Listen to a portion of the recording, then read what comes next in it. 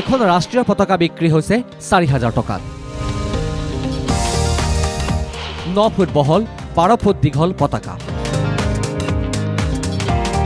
খাদী বোৰ্ডৰ কৰ্মচাৰী ব্যস্ত ৫,৩০০ পতাকা প্ৰস্তুত কৰাত। কাইলৈ ৭৬ সংখ্যক গণৰাজ্য দিৱস। খাদী বোৰ্ডে প্ৰস্তুত কৰিছে ১৭,২১,০০০ টকাৰ জাতীয় পতাকা। সমগ্ৰ দেশৰ লগতে ৰাজ্যতো গণৰাজ্য দিৱসৰ প্ৰস্তুতি তুংগত। তাৰ ব্যতিক্ৰম নহয় অসম খাদী আৰু গ্ৰাম উদ্যোগ বোৰ্ড। এইবাৰ গণৰাজ্য দিৱসত ৬,০০০ জাতীয় পতাকা বিক্ৰীৰ লক্ষ্য লৈছে বোৰ্ডে। গুৱাহাটীৰ চানমাৰীস্থিত বোৰ্ডৰ কাৰ্যালয়ৰ কাৰখানাত গণৰাজ্য দিৱসৰ বাবে জাতীয় পতাকা প্ৰস্তুত কৰি উলিয়াইছে। ১০০ টকাৰ পৰা ৪,৭০০ টকালৈ ৮খন বিভিন্ন আকৃতিৰ পতাকা প্ৰস্তুত। ইয়াৰ ভিতৰত ৯ ফুট বহল আৰু ১২ ফুট দীঘল প্ৰতিখন পতাকাৰ মূল্য ৪,৭০০ টকা।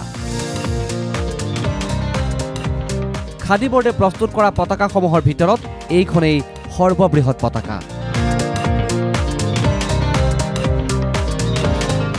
ইয়াৰ উপৰিও ৬ ফুট ৩ ফুট ২ ফুট ১.৫ ফুট ইত্যাদি বিভিন্ন জোখৰ পতাকা প্ৰস্তুত কৰি উলিয়াইছে খাদী বোৰ্ডে। দিনে নিশাই খাদী বোৰ্ডৰ ১২গৰাকী কৰ্মচাৰী ব্যস্ত হৈ পৰিছে ৰাষ্ট্ৰীয় পতাকা সাজি উলিওৱাত। আমি টোটেল ৫,২৪৩খন বিভিন্ন চাইজৰ আমি পতাকা প্ৰস্তুত কৰিছোঁ। ইপিনে কাৰ ফ্লেগৰ পৰা সৰু আৰু ৯x১২লৈকে কৰিছোঁ। আৰু এইখিনি ইতিমধ্যে যোৰহাট, শিৱসাগৰ, লখিমপুৰ, বৰপেটা, ডিফু, হাফলং মানে কোনো ঠাইত আমাৰ হেৰি নাই। 18খন খাদী ভাণ্ডাৰ আছে। টোটেল ১৭,২১,৮৪০ টকাৰ আমি ছাপ্লাই দিছোঁ। 8খন বিভিন্ন চাইজৰ পতাকাৰ ডিমাণ্ড আছে। একে সৰুৰ পৰা ডাঙৰলৈকে আমি তেনেধৰণে প্ৰস্তুত কৰিছোঁ। আমাৰ ফ্লেগবিলাক ১০০ টকাৰ পৰা ৪,৭০০লৈকে আছে। অসমত থকা 18টা কেন্দ্ৰলৈ খাদী বোৰ্ডৰ পতাকাসমূহ প্ৰেৰণ কৰা হৈছে। ডিব্ৰুগড়, তিনিচুকীয়া, শিৱসাগৰ, যোৰহাট, লখিমপুৰ, হাফলং, ডিফু, বৰপেটা, বঙাইগাঁও, তেজপুৰ, ঢেকিয়াজুলি, নগাঁও, মৰিগাঁৱত থকা খাদী বোৰ্ডৰ ভাণ্ডাৰলৈ পতাকাসমূহ প্ৰেৰণ কৰা হৈছে। ইতিমধ্যে অসম চৰকাৰে খাদী বোৰ্ডৰ পৰা ১,৩৯০খন বিভিন্ন আকাৰৰ পতাকা ক্ৰয় কৰিছে।